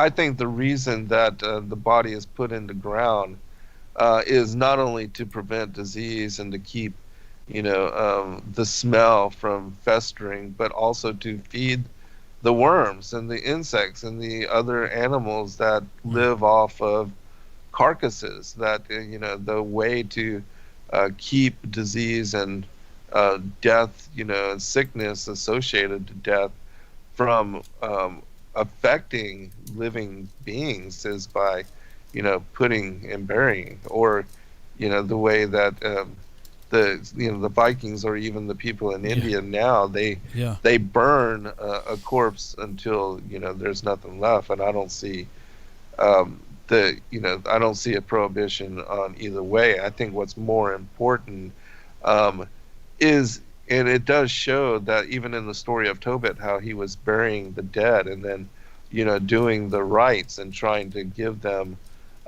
proper burial in the sense that they were prayed over. I think again that's linked to the spiritual side of an aspect of life after death, and that even our prayers now, I believe, and especially the prayers of saints and the children born of saints, it says in the Apocalypse of Peter and other manuscripts that those prayers are deeply effective in those that have already gone on, and so we should most certainly pray for the dead of our ancestors and our lineage that have gone on, especially if you are uncertain about their salvation, and if they were not exactly good people or whatever, that we should most certainly pray for them, and that the Most High accepts, and that they are not in a place of suffering. So yeah, the thought just occurred to me that we say ashes to ashes, dust to dust. I don't necessarily see that exact quote in Scripture, but we do see in Ecclesiastes 3:20 where it says, all go to one place, all are from the dust, and to dust all return. So there's the concept of ashes to ashes, dust to dust. Yeah. So I mean, as you were saying that, I was like, yeah, what's the difference? Because if you're burned to ashes. If you're buried, well, I mean, you're going to get eaten by worms and bacteria. So either way, right. you return to dust, effectively. Right. So yes. that actually kind of puts my mind a little bit at ease. Maybe it's just a phobia or whatever. I don't know. The idea of cremation never set well with me, but just thinking about worms and bacteria and critters just eating you away to nothing and then pooping you out, because you're gonna it's like you either burn up or you get pooped out of bacteria. One way or another, you're good. And worms, you're gonna go to dust unless you spend $10,000 on a casket that prevents anything from being able to get to you. Yeah, or get cryogenically frozen or something like that. Yeah, right. Exactly. My thing, because the people have written to me or called me, and they're genuinely concerned about it. Is it biblical or not? I'm like, I'm at least I am not personally aware of any prohibition.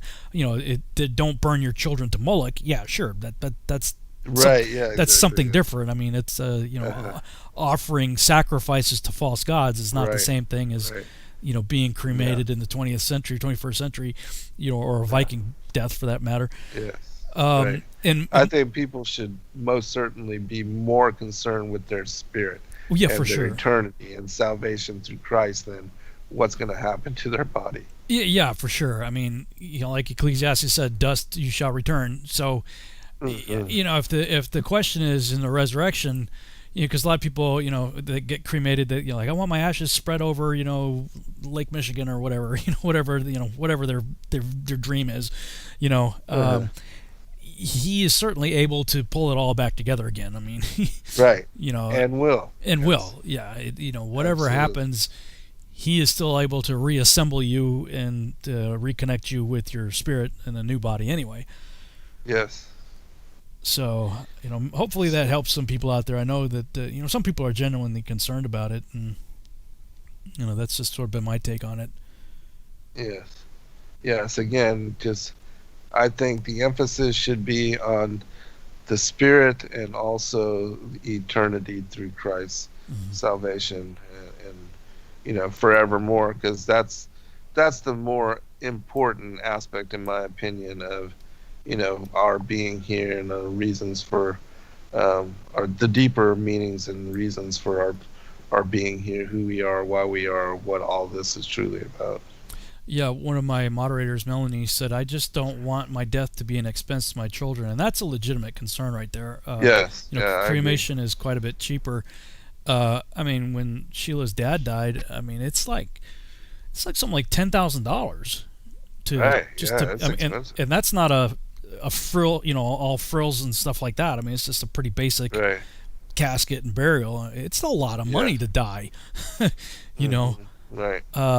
So I think that's part of the concerns people have is if they're looking like they might die and they don't want to pass the expense on to their children, and they say, well, I don't want to go through you to have to go through all that expense, so just have me cremated. I think that's where a lot of those discussions come up.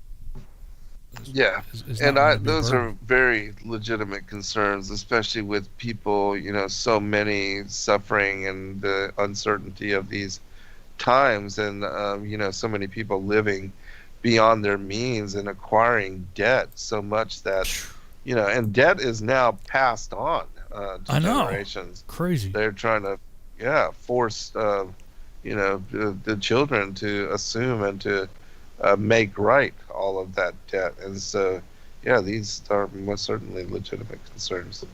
Yeah, we got about a minute and a half before we go to break. I posted something on Facebook late last night that in my Archon Invasion research, I'd become quite thoroughly convinced that DNA is in fact the book of life. And I was kind of surprised to see that secular scientists have even actually referred to DNA with that exact phrase, the book of life. And I'm like, well, if it is in fact the book of life, then those letters were very specifically, precisely placed and arranged exactly the way Yahuwah wanted them for all the creatures that he created and plants and everything. And so rearranging the letters or changing the letters, like what's happening with this little thing that some people want us to take, that's messenger RNA rewrites DNA. That's not going to go well, in my opinion. No, I agree. And I think that's part of the whole process that Satan is trying to, even adding aborted fetal tissue as an ingredient in food for flavoring, that he's trying to involve us in abomination without our willingness or even our knowing. And so he's attacking us on all levels, and the vaccines are part of the agenda, as we've been covering, and speaking about for so long. So people really need to consider what they're doing when they are lining up for those shots. Big time.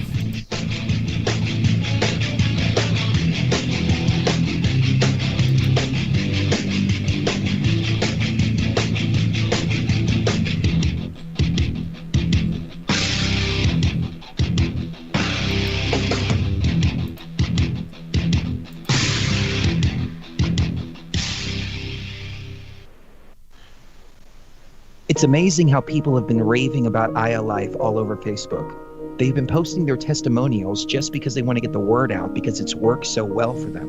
If you're not familiar with iAlife, it's a 99% pure CBD oil, but the secret is the synergy between the hemp and the ayahuasca vine, the non-psychoactive component of the ayahuasca tea. We recently received an email from a wife whose husband has Parkinson's. For the first time, he's been able to sleep through the entire night. Another customer reported that they're no longer using NSAIDs because their tennis elbow has been relieved with iAlife. The reports have been phenomenal and much more than we ever expected. Everyone should have access to this. That's why if you head on over to iAlife.com right now and use coupon code TFR, we'll give you $5 towards your order. And we'll even ship it worldwide. That's iAlife.com, AYA life.com. Balance of Nature's fruits and veggies in a capsule. It's a great product. And the one thing I like about it the most is that when you open the bottles, you can smell like the scent of the fruits and veggies. It's no genius thing to it. It's really just fruits and veggies, which everyone needs. And you guys kind of put it in a way where you can take it easy and you can get it, and it's natural, and that's what I like about it. I like the product, and I've taken it, and it's definitely made me feel a lot better. I'm a healthy person to begin with, but it's definitely good prevention, and it's definitely gives me energy, and I feel like it's a natural thing. I like it. I really do.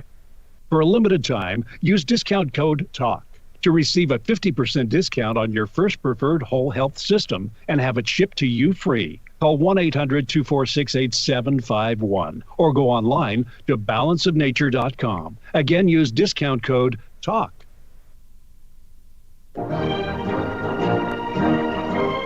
Hi, I'm Sergeant Jim Ram, retired.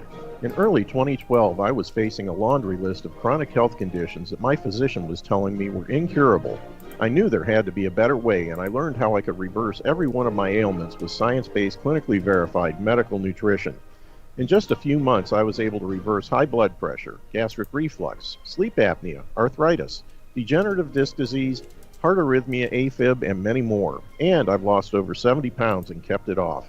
Now I'm hosting a radio program that's dedicated to helping my listeners do the same. If you're sick and tired of being sick and tired, if you're sick of being used as an ATM by your doctor, then you'll want to tune into the Your DIY Health radio program here on Truth Frequency Radio every Thursday from 9 a.m. to 11 a.m. Eastern and 6 to 8 a.m. Pacific.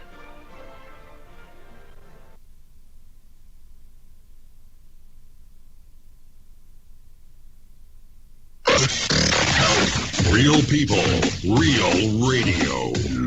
Initiating the truth frequency. This is Truth Frequency Radio.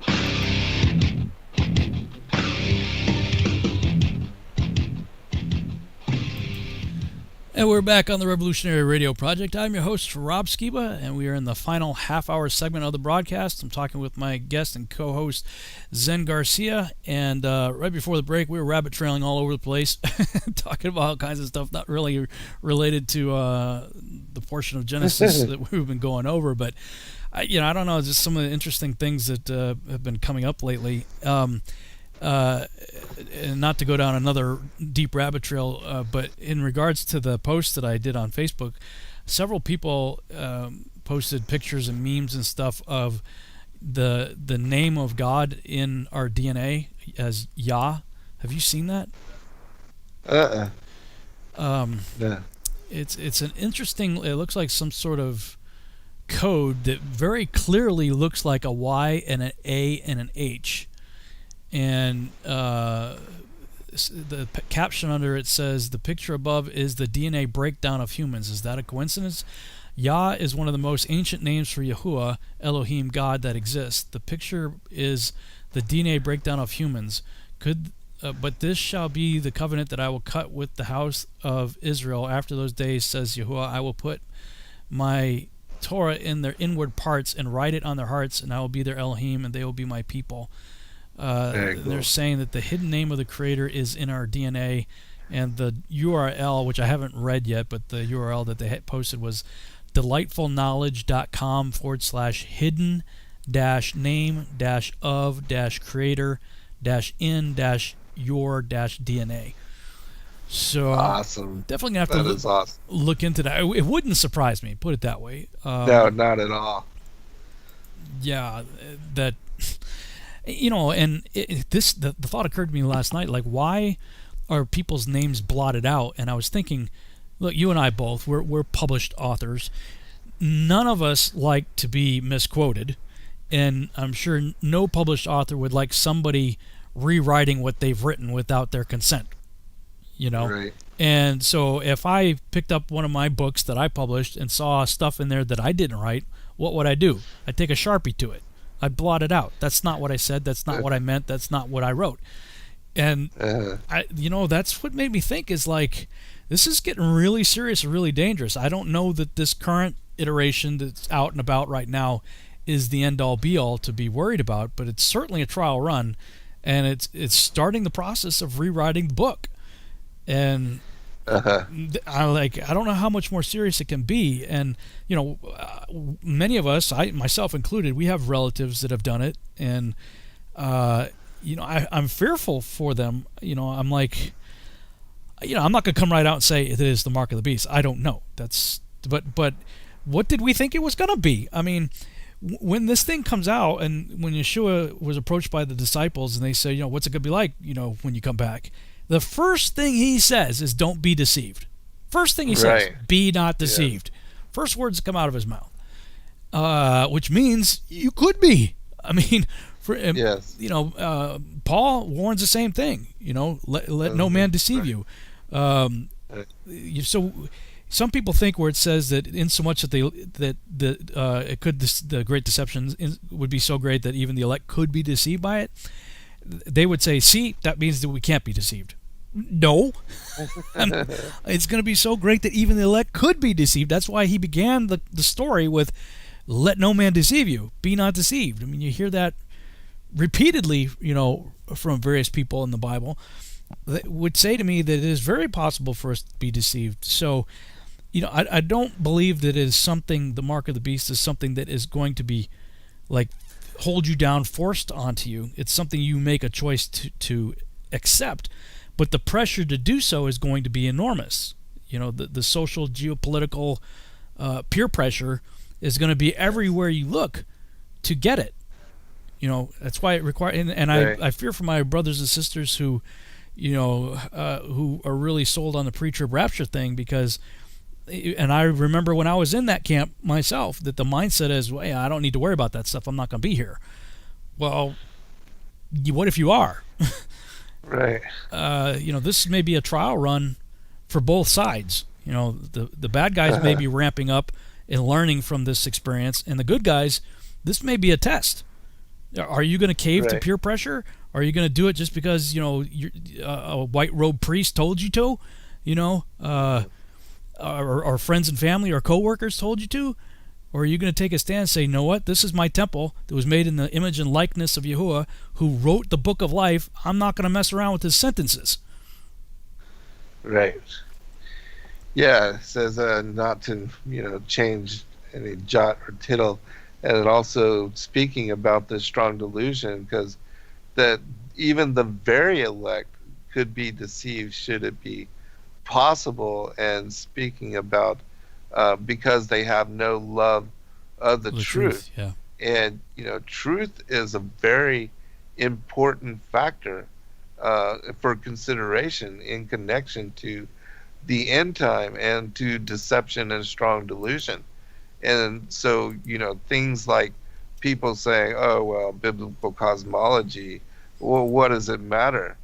It is absolutely connected with truth, and also with a delusion that the enemy is trying to utilize to set the world up for belief that they are coming from way out there, and that they're coming to save us, and that they, as the ancient aliens, that all these shows and programs are leading people into believing and accepting a mindset that they are the ones that created us, and that that creation just randomly occurred because of the planet being in the Goldilocks zone, that every star out there is a sun that has a planetary system possibly in revolution around it, as our so-called solar system does. And so truth is very important in the whole teaching, grade school, evolution, the model that we evolved of monkeys and apes, and because that missing link can't be found, it's got to be the aliens. All this is so intricately connected, and even the Sumerian teachings, which are 6,000 years old, said to be 6,000 years old, they have built into that model, even the Enuma Elish, the ancient creation story, a solar system, an account of that planet getting caught by the net force, the gravity of these outer planets, which is a complete fabrication, because there are no other planets. The Earth has no curvature. It's not moving. It's not spinning. And so all these ideas are propaganda which has been put into place for specific reason. And that reason has to do with swaying the beliefs of, I believe, the final, that remote and distant generation that Enoch spoke about in setting up what is the coming reign of the Antichrist. And so truth is very important in regard to all of that. Yeah, amen. And, a big part of that whole thing was, are you going to believe me or not? Right. Yes, what his exactly. word, what his word says. And I was thinking about that last night too, that whole thing might have been a big litmus test too, because there's so many things coming that no matter how outrageous things may seem in the scriptures, are you going to believe him or not? Right. Because that's what many people have heard me say this, for the first year and a half or so, from 2015 to 2016. That was what I kept hearing when I was crying out to God about what's the truth here. And he's like, look, I said what I said. Are you going to believe it? That, no matter the cost, and there was significant cost, especially in the early days. I mean, Father's redeemed it all, but it was rough, the first couple of years, 2-3 years. Yeah. It was, yeah, I'm going to believe you. I will believe you. I do believe you. And I'm going to take a stand on what it says. And,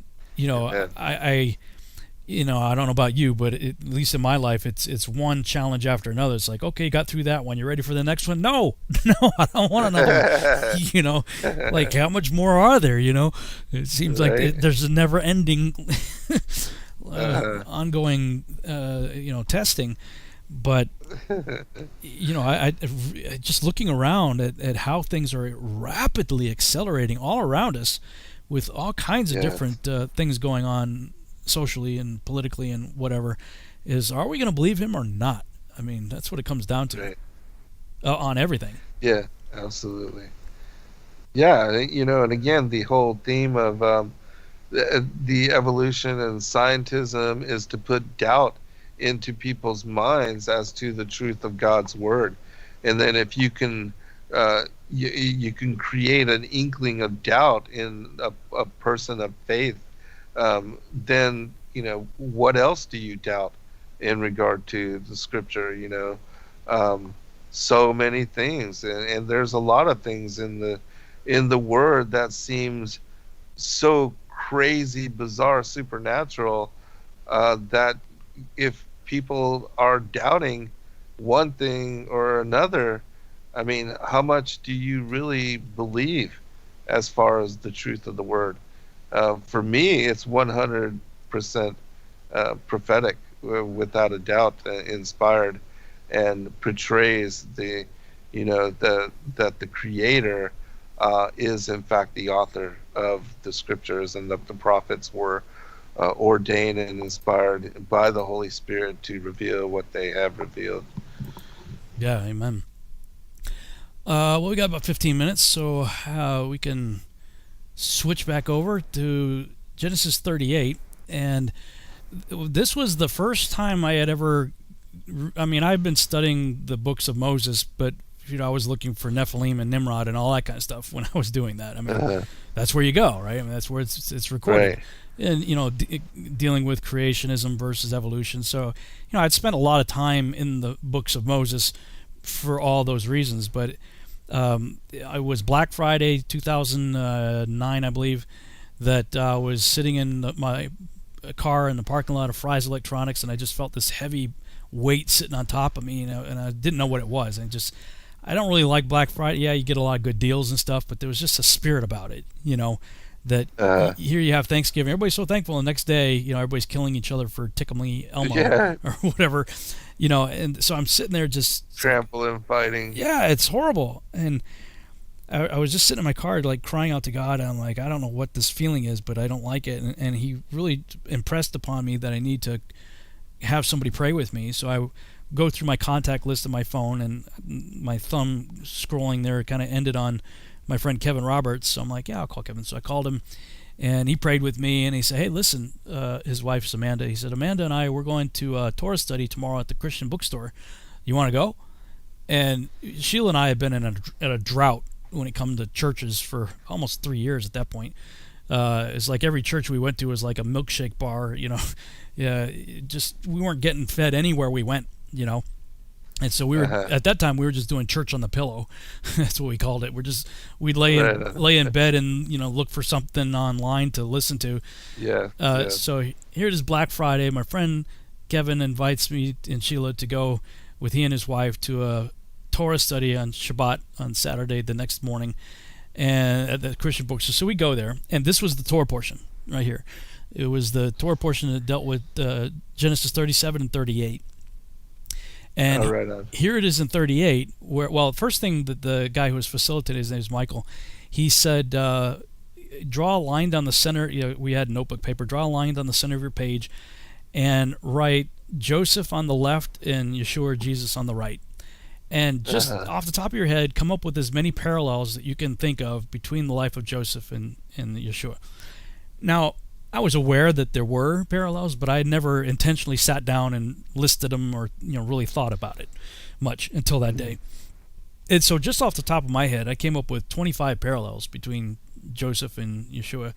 And everybody else, they had however many they came up with. And, many of us had the same ones, but others had ones I didn't have. And I had some that others didn't have. And all said and done, it was probably about 50 of them, 40 to 50 parallels. And I was like, wow. And then we get to this chapter right here that I'm about to read, where Judah marries a Canaanite and whether or not Tamar was a Canaanite. And yes, Judah married a Canaanite, but was Tamar a Canaanite? That was an assumption. And half the class was like, well, yeah, she was a Canaanite. And I was adamant, no way. Because, because through Tamar we have ancestry that leads to Yeshua. Yes. And I'm like, there's no way there's Canaanite in Yeshua. So it caused me to dig deeper than I've dug in a long time. And I found it in the book of Jasher that sure enough that Tamar was of the house of Shem. Living in the land of Canaan, but of the house of Shem. And I was like, oh. So I couldn't wait to get back to class the next week. And from that point on, we were hooked. We were, we've been used to drinking milk for so long that this was like a steak dinner finally, Yeah. So this portion holds a special place in my heart because it's what really started the whole thing for Sheila and I. Awesome. Yeah. So this whole question was big for me too, and in writing the Rod of Wonder. Yeah. That whole manuscript. Yeah. I mean, this is the value in looking at these other texts because they elaborate, and how many times have we said that, right? So I'll go ahead and read the King Jimmy here. And it came to pass at that time that Judah went down from his brethren and turned into a certain Adullamite, whose name was Hira. And Judah saw there a daughter of a certain Canaanite, whose name was Shua. And he took her and went in unto her. And this is interesting, too, because Genesis 37 is about Joseph being sold into slavery, and Genesis 39 picks up the story of Joseph being caught in slavery, but it's like, meanwhile, elsewhere. It's like this is just inserted right there in the Joseph story. And I think that's significant. I think there's a big reason for it. I don't pretend to know exactly what it is, except to say that this is important, and it's inserted right in between the Joseph story here. Yeah, I think really quickly, I think one of the reasons it is important, because it has to do with the passing down of both the garments of power and the rod of wonder, and how they were taken back from Judah because of his marrying Canaanite women, and was passed on to Joseph. And so we see that Joseph was and received the initiation into the order of Melchizedek. And that this led to Ruel and then led to Moshe as well. Nice. And she conceived and bare a son, and he called his name And she conceived again and bare a son, and she called his name Onan. And she yet again conceived and bare a son, and called his name Shelah. And he was at Chezib when she bore him. And Judah took a wife for his firstborn, whose name was Tamar. So this is the assumption that she's a Canaanite here. And Judah's firstborn, was wicked in the sight of the Lord, and the Lord slew him. Now, he was wicked. It didn't say he did wicked. It said he was wicked in the sight of the Lord. And I'm like, well, he married a Canaanite. So the offspring of marrying a Canaanite would be a Canaanite. At least a half-breed, with Judah. And it says that he was wicked in the eyes of the Lord, and so Yahuwah slew him. And Judah said unto Onan, go in unto your brother's wife, and marry her, and raise up seed to thy brother. This was a tradition in those days. If one died, the brother was to take up the wife to raise up offspring. So it was tradition there.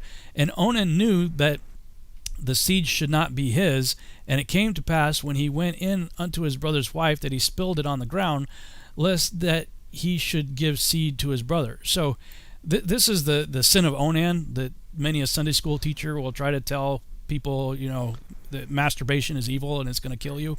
God's going to wipe you out. That's not what was going on here. What was going on here was he was not honoring what was. I mean, this was a thing you had to do for your, to bear seed for your brother, offspring for your brother, and that was what was wickedness right here. And the thing which he did displeased Yahuwah before he slew him also. The thing he did. It says, lest he should give seed to his brother. That's what he was doing right there. Now, I'm not saying, the other things go for it and all that stuff. I'm just saying that what they usually preach on this is way out of context for what's being said here. Right. Then said Judah to Tamar, his daughter-in-law, remain a widow at thy father's house till Shelah, my son, be grown. For he said, lest peradventure he die also, as his brethren did. And Tamar went and dwelt in her father's house. So he wasn't old enough to be married off to her. So she's like, hang out and wait for him to grow up. In the process of time, the daughter of Shua, Judah's wife, died. And Judah was comforted and went up unto his sheep shearers to Timnah, he and his friend Hira the Adullamite. And it was told Tamar, saying, behold, thy father-in-law goeth up to Timnah to shear his sheep. And she put her widow's garments off from her, and covered her with a veil, and wrapped herself, and sat in an open place which is by the way to Timnah. For she saw that Shelah was grown, and she was not given unto him to wife. Judah's like afraid. He's, being with her, I've lost 2 sons to her already. Now she's used goods. I mean, she's got no other hope for her life, really, if she ever wants to be a wife, except for this. And Judah's holding out on her. So Sheila, my wife Sheila, calls this Operation Leverage, what she did right here, which is kind of an indictment on Judah's character here, because when Judah saw her, he thought her to be a harlot. So he's like, yeah, hey, let's go, because she had covered her face. And he turned unto her by the way and said, go to, I pray thee, let me come in unto thee. For he knew not that she was his daughter-in-law. And she said, what wilt thou give me that thou mayest come in unto me? And he said, I will send thee a kid from the flock. And she said, wilt thou give me a pledge till thou send it? And he said, what pledge shall I give thee? And she said, thy signet and thy bracelets and thy staff that is in thine hand. And he gave it her, and came in unto her, and she conceived by him. And she arose and went away, and laid by her veil from her, and put on the garments of her widowhood. And Judah sent the kid by the hand of his friend the Adullamite to receive his pledge from the woman's hand, but he found her not. And he asked the men of that place, saying, where is the harlot that was openly by the wayside? And they said, there was no harlot in this place. And he returned to Judah and said, I cannot find her. And also the men of the place said that there was no harlot in this place. And Judah said, let her take it to her, lest we be shamed. Behold, I sent this kid, and thou hast not found her. And it came to pass about 3 months later that it was told Judah, saying, Tamar thy daughter-in-law hath played the harlot, and also, behold, she is with child by whoredom. And Judah said, bring her forth, and let her be burnt. When she was brought forth, she sent to her father-in-law, saying, by the man whose these are, am I with child. And she said, discern, I pray thee, whose are these, the signet, the bracelet, and the staff? And Judah acknowledged them, and said, she hath been more righteous than I, because that I gave her not to Shelah my son. And he knew her again no more. And it came to pass in the time of her travail, that behold, twins were in her womb. And it came to pass when she travailed, that the one put out his hand, and the midwife took it, and bound upon his hand a scarlet thread, saying, this came out first. And it came to pass, as he drew back his hand, that behold, his brother came out. And she said, how hast thou broken forth? His breach be upon thee. Therefore his name was called Pharez. And afterward came out his brother that had the scarlet thread upon his hand, and his name was called Zerah. Interesting story. Yes, and when we do next week, I'll go into it a little more depth, and it gets even more intriguing, especially when you tie the staff that is the rod of wonder that Moshe uses to the story, and also, to the fact that she was a prophetess and was promised by the Most High that she would bear the children that would lead to the line of the Messiah. Yeah. And so. Yeah, it's a wild story. It really is. All the more so when you add the rod of wonder and all that kind of stuff. Oh yeah. To it that I had not been aware of that your research has brought out. I wrote a blog on this back in it had to been 2011. If people are interested, they could go to babylonrisingblog.com, and scroll down to the blog. It says Building a Pure Nation, and I get into Operation Leverage and what the importance of all that was. It's a pretty lengthy blog, as you can see here, so people can check that out. And what's the resource where you talk about the Rod of Wonder and all that? It is the garments of, or the vestures of light and the Rod of Wonder. It's my 36th book. It's actually the 34th, because I wrote the 2 on the pre-Adamites and the antediluvian world, the dragon lords and the antediluvian kings after that one. But I finished it in time for the conference and presented on it. So there is, if you go to the End Time Mysteries Revealed, the Sacred Word Revealed conference, I also presented on this story. But I'll go into this because this is just one of the chapters, one of the portions of the fullness of the story of the garments of power and the Rod of Wonder from Adam to the return of Messiah in Revelation 19:13. It's a very intriguing story. Yeah, fantastic. Well, I'm looking forward to hearing that. So we'll kick off next week's show on your channel, going into this detail in more detail. Of course, you can also start with the Targum version of Genesis 38. Yeah, and we'll do that. That'll set it up because it is mentioned in there as well. Oh, very cool. Awesome. All right, my friend. Another great show. All right, brother. Be blessed. You too. Yeah, thank you. Great show. Thank you so much. And thank you guys. We'll see you back next week on the Revolutionary Radio Project. Good night, everybody. Good night, all.